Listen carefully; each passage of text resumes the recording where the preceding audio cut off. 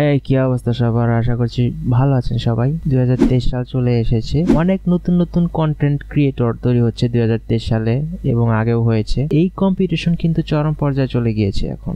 2023 সালে যদি আপনি কন্টেন্ট ক্রিয়েশন করার চিন্তা ভাবনা করেন তাহলে আমি বলবো এই জার্নিটা হতে পারে আপনার জন্য একটু টাফ। কিন্তু 2023 সালের দিকে যদি আপনারা ইউটিউব কন্টেন্ট ক্রিয়েশনের কথা চিন্তা করেন তাহলে ব্যাপারটা একটু মাথায় রাখতে হবে যে এই জিনিসটা কিন্তু চরম কম্পিটিশনের পর্যায়ে চলে গিয়েছে। এই প্ল্যাটফর্মে যদি আপনাদেরকে টিকে থাকতে হয় তাহলে অনেক পরিশ্রম করতে হবে, অনেক পরিশ্রম এবং পারসিস্টেন্সি দরকার। এবং যেটা মেইন জিনিস সেটা হচ্ছে কি একটানা লেগে থাকার যে অভ্যাস সেইটা আপনাদেরকে অবশ্যই মেনে চলতে হবে। প্রথমত যারা কন্টেন্ট ক্রিয়েশন করেন তারা কিন্তু রেগুলারিটি মেনটেন করে তারপরে কন্টেন্ট ক্রিয়েশনে নেমে পড়েন। অনেক ইউটিউবার এরকম আছে যে তারা কয়েকটা ভিডিও দেওয়ার পরে কিছু ভিউজ পেয়ে তারপরে আর খুব একটা ভিউজ বাড়ে না, এই পর্যায়ে তারা আশাহত হয়ে যায় এবং ইউটিউবিং থেকে কুইট করে দেয়। এই কুইটার ঠিক করা যাবে না। আপনাকে পারসিস্টেন্সি মেইনটেইন করে যদি আপনি এক সপ্তাহে একটি করে ভিডিও দেন তাহলে শুধু একটি করে ভিডিও দিতে হবে, অথবা আপনার সবথেকে ভালো হয় যদি সপ্তাহে 2টি ভিডিও দিতে পারেন। কারণ ইউটিউব অ্যালগরিদম যদি দেখে যে আপনার সপ্তাহে 2টা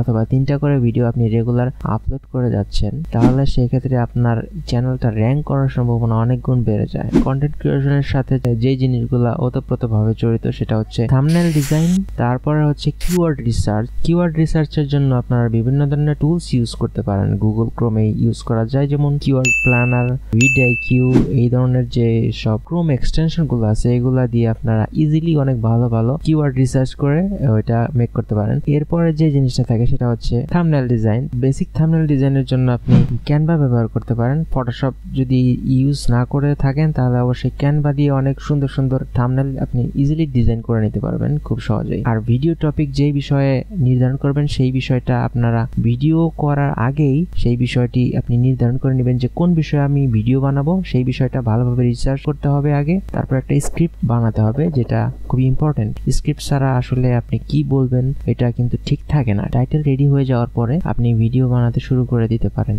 এবং একটা জিনিস খেয়াল রাখবেন যে আপনার ভিডিওটি কোন পারপাসে তৈরি করা হয়েছে, এডুকেশনাল পারপাস অথবা ফান ক্যাটাগরির মধ্যে। অবশ্যই আপনার কন্টেন্টে যেন ভ্যালু থাকে, অর্থাৎ ভিউয়ার যেন আপনার কন্টেন্ট থেকে কিছু উপকৃত হয় আর কি, কিছু পায়। তা না হলে কিন্তু এটা তারা মনোযোগ সহকারে দেখবে না। আর কোন ধরনের ক্যাটাগরি নিয়ে আপনারা ভিডিও বানাবেন সেটা অবশ্যই রিসার্চ করে নেবেন। আর একটা প্রো টিপস হচ্ছে আপনারা ভিডিও সপ্তাহে অন্তত পক্ষে যদি নাও পারেন 2টা করে সপ্তাহে ভিডিও দেওয়ার চেষ্টা করবেন এবং সর্বনিম্ন হচ্ছে সপ্তাহে আপনার 1টি করে ভিডিও দেওয়ার চেষ্টা করবেন, এর নিচে না, তাহলে আপনার ইউটিউব র্যাঙ্কিংটা একটু সমস্যা হয়ে যাবে। এই ছিল মূলত আজকের ভিডিওর টপিকস। আশা করছি আপনারা খুবই উপকৃত হয়েছেন। আমার এই কয়েকটি মূল্যবান টিপস যদি আপনারা ফলো করতে পারেন তাহলে আশা করছি যে 2023 সালে আপনার ইউটিউব যাত্রা অনেক সুন্দর হবে এবং সফলভাবে আপনারা সম্পন্ন করতে পারবেন। আর একটি কথা হচ্ছে ইউটিউব কিন্তু আসলে পার্ট টাইম কোনো কিছু না, এটা হচ্ছে একটা ফুল টাইম জব। আপনারা যদি সিরিয়াসলি ভাবে এটা নিতে পারেন তাহলে আপনারা এখান থেকে অনেক ইনকাম করতে পারবেন,